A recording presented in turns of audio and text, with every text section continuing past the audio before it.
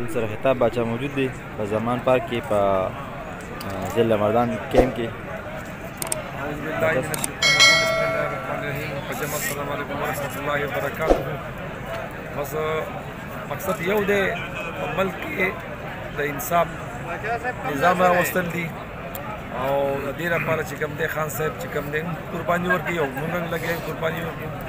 موږ د یو خبره ګورې کلیر کوو، موږ د چا سره د ادارو سره کرایسس نه دي، نه د هغوی تصدیق کول غواړو. په ادارو کې چې کوم موجود دا چند کسان دي چې هغوی دا ملک چې کوم دی او د ملک دا نظام دا کړی دی په خپل لاس کې اخیستی دی چند کسانو. نو زموږ دا وایو چې باید دا د عمران خان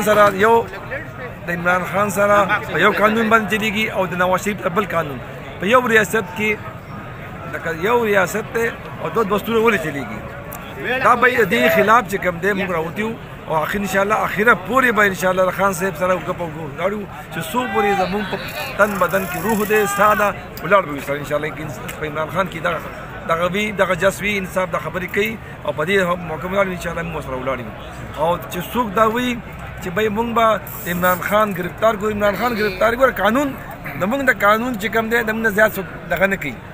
پوه شوې موږ په قانون په دایره کې چلیږو، خو دا قانون د عمران خان دپاره دی صرف او د دیني ظالمانو او غلو ډاکوانو په نشته.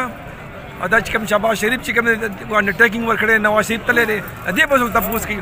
دا نثار باندې رانا ثناء الله باندې څونه وارنټي دی یار هغه نه ګرفتار عمران خان چې کوم دی لګیا دی دی به ګرفتار وو.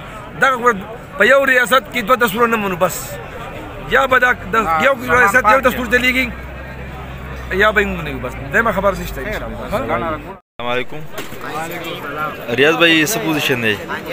پوزیشن څه ښکلی موسم دی او هواګانې چلیږي. خان صاحب له راغلي الحمدلله او پراؤډ فیل کوو چې د خان صاحب سیکیورټي کوو دا اصل کې خبره د پاکستان د خان صاحب نه د خان صاحب جنګ دپاره لګیا دی او دا غلطه خبره چې خلک موږ وایو چې به خان صاحب نه راغلي نه. خان صاحب جنګ دپاره خپل ځان چې کوم دی مرګ ته تړلی دی نو ټول پاکستان له پکار دی چې راوځي یو پیره یو ورځ 24 ګنټو لکه د ملک دا خلک ټول راووتو نو انشاءالله دا ملک به باغ ورځ ټیکي. په موږ کې زما په خیال هغه غیرت لا نه دی راغلی. الله دې را پکې دغه غیرت پیدا کړي. آمین.